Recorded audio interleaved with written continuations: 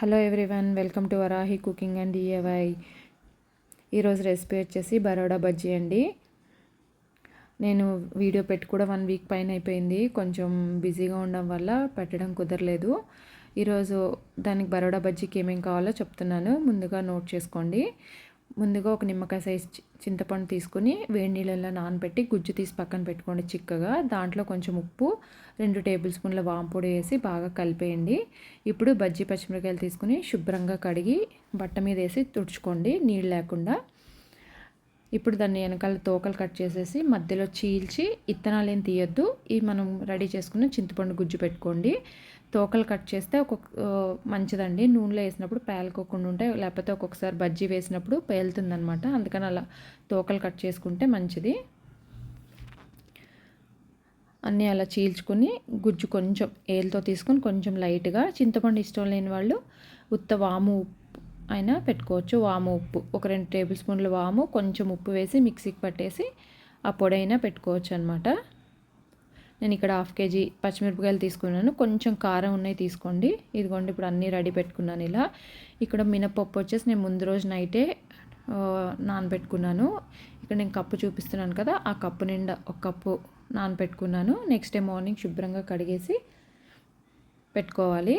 ఇప్పుడు ఒక mixie jar తీసుకుని నీళ్ళన్నీ తీసేసి పప్పు మిక్సీ జార్లో వేసి మెత్తగా పేస్ట్ చేసుకోవాలి. పిండి వచ్చేసి మన గారెల పిండి కన్నా కొంచెం పలుచగా ఉండాలండి. వాటర్ ఒకేసారి పోసుకోవద్దు, వాటర్ ఎక్కువ పట్టవన్నమాట. ఇక్కడ నేను చూపిస్తున్నట్లు అలా ఉండాలి. మెత్తగా పేస్ట్ చేసుకోవాలి. ఇప్పుడు ఇదంతా ఒక బౌల్లోకి ట్రాన్స్ఫర్ చేసేసుకోండి. దీంట్లో వచ్చేసి ఇప్పుడు ఒక 2 టేబుల్ స్పూన్లు బొంబాయి రవ్వ లేదా బియ్యం పిండి ఉంటే బియ్యం పిండి అయినా వేసుకోవచ్చు. ఎక్కువ క్రిస్పీగా కావాలనుకునే వాళ్ళు ఇంకొక స్పూన్ బొంబాయి రవ్వ వేసుకోవచ్చు. రుచికి తగ్గట్టు సాల్ట్ వేసి బాగా కలిపేసేయండి. బాగా కలిపి పక్కన పెట్టేసేయండి. మూతేసి ఒక 10 నిమిషాలు నాననివ్వండి. పిండి చూసారా, ఇలా ఉండాలన్నమాట. మరీ పలుచగా ఉండకూడదు, అలానే మరీ గట్టిగా కూడా ఉండకూడదు.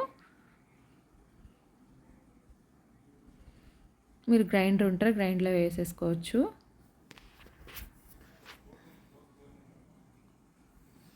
టెన్ మినిట్స్ పక్కన పెట్టేసుకోండి. ఇప్పుడు 10 మినిట్స్ తర్వాత మనం నార్మల్ బజ్జీ ఎలా వేసుకుంటామో అలాగే అనమాట. మిరపకాయని దాంట్లో ముంచి సైడ్కి ఇలా అని వేడివేడి నూనెలో వేసుకోవడమే. నూనె ఎప్పుడైనా ఒక 10 నిమిషాల ముందే సిమ్లో పెట్టి వేడి చేసుకోండి, అప్పుడు బజ్జీలు బాగా వస్తాయి. ఇప్పుడు బజ్జీలు వేసిన తర్వాత మీడియం ఫ్లేమ్లో పెట్టి ఫ్రై చేసుకోవాలి. బజ్జీలు హైలో పెడితే మినప్పిండి కదా, గబాలన మాడిపోతాయి అన్నమాట. చూసారా ఎంత బాగా పొంగుతున్నాయో. మనం సోడా ఉప్పు కూడా వేయలేదు, అయినా బాగా పొంగుతాయి అన్నమాట. పైన వేగిన తర్వాత పైన బబుల్స్ కూడా చూపిస్తాను మీకు. వేడివేడి తింటే చాలా బాగుంటుందండి. ఉల్లిపాయ ముక్కలు, నిమ్మకాయ పిండుకొని. చీరాల్లో అయితే చాలా ఫేమస్ ఇది బజ్జీ, బరోడా బజ్జీ అంటారు. మినప్పిండి బజ్జీ కూడా అని అంటారండి.